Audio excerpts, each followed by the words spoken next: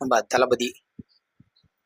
தளபதின்னு சொல்லக்கூடாது, இப்போ முதலமைச்சர், வெற்றி கழகத்தின் தலைவர் சிஎம் ஜோசப் விஜய் அவர்களை பற்றி தான் இப்போ பேச வந்திருக்கேன்.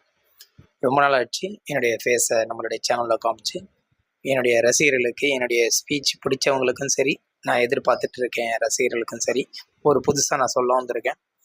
எதை பற்றினா நம்ம ஜோசப் விஜயை பற்றி தான். எப்பவுமே தெரியாது, நம்ம விஜய் விஜய் விஜய் தளபதி தளபதி தான் கூப்பிட்டு இருப்போம். இப்போது பல தடைகளை தாண்டி சினிமா துறையிலையும் சரி, பல அவமானங்கள், கஷ்டங்கள், துரோகங்கள் கூட இருந்த முதுகுல கொடுத்து நிறைய பெரிய கஷ்டத்தை தாண்டிலாம் இப்போ பெரிய இடத்த பிடிச்சிருக்காரு. இந்த இடம் நீங்க குத்த ஆதரவும் தான். ஓகேங்களா? அவமானங்கள் என்றது அவர்கள்லாம் தூசியை தட்டி விடுற மாரி. ஏன்னா இந்த மூஞ்சிலாம் சினிமா துறையில நடிக்க ஏண்டா வந்தது அப்படின்னு சந்திரசேகரை கேட்டாங்க. சோபனா பெத்தெடுத்த தாயை கேட்டாங்க. பல அவமானம் அவங்க ஃபேமிலிக்கு.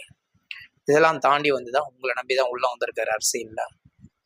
அவர் சொன்ன கட்டளைகள் ஃபர்ஸ்ட் பெண்களுக்கு பாதுகாப்பு, கஞ்சா ஒழிப்பு, ஒரு நல்ல அரசாங்கத்தை காப்பாற்றி வெளியே வந்தது. ஏற்கனவே ஆட்சி ஆளுந்தது திமுக, அதிமுக இவங்கெல்லாம் விட்டு போன பல தடைகள்லாம் விட்டு போய் நம்ம தளபதி சொல்லியிருப்பாரு, உள்ள ஜோசப் விஜய் சொல்லியிருப்பாரு. சுரண்டி சுத்தமாக எடுத்துன்னு போனது பல கஷ்டத்தை கிரீடம் மாரி தலைமையில வச்சுதான் இப்போ உள்ள இறங்கியிருக்காரு. நாடை எப்படி காப்பாற்றுவாருன்னு தெரியல.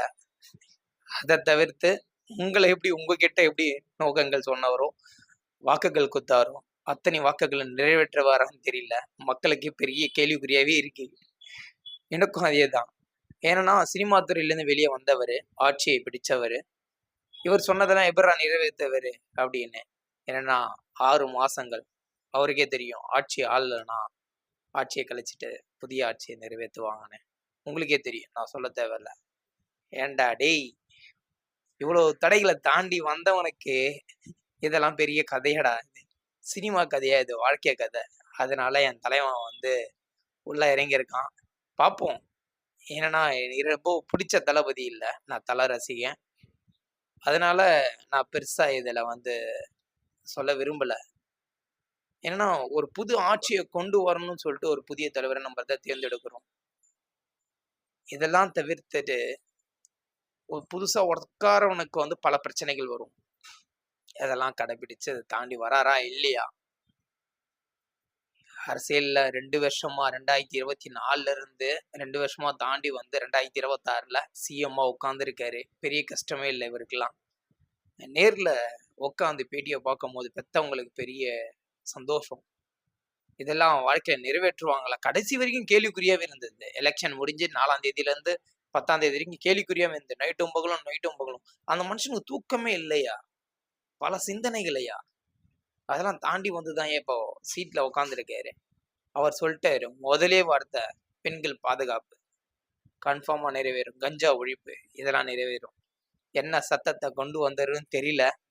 ஏன்னா ஜெயிக்கணும்னா குழந்தைங்களை பிடிச்சாரு. நீங்க போய் உங்க அப்பா அம்மா கிட்டலாம் சொல்லுங்க, மாமாவுக்கு ஓட்டு போடுங்கன்னு.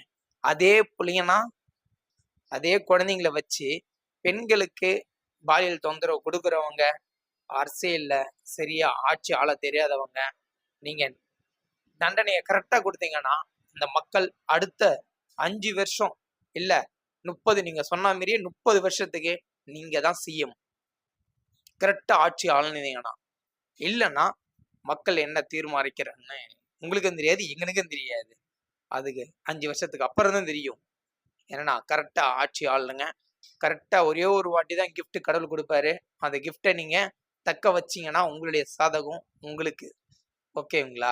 அதனால நான் வேற எதுவும் சொல்ல விரும்பல. எல்லாருடைய நம்பிக்கையும் தளபதி மேல இப்போ இறங்கியிருக்கு. பல கஷ்டமும் இறங்கியிருக்கு. சரிங்களா? இதெல்லாம் நீங்க பார்த்து வழிநடத்துங்க. அவ்வளவுதான் என்னால சொல்ல முடியும். இதுக்கப்புறம் என்னால எதுவும் சொல்ல முடியல. அந்த மனுஷனுக்கு இதுக்கப்புறம் எல்லாம் எடுக்கிற முடியும் சர்க்கார். வேற சர்க்கார் இப்போ படைச்சிருக்காரு. நம்ம பார்ப்போம் வெயிட் பண்ணி அவர் என்னென்னலாம் பண்றாருன்னு. ஓகேங்களா? Good bye, take care. மீண்டும் உங்களுடைய பிளாக்கி அழகா முன்னேறணும். Bye by.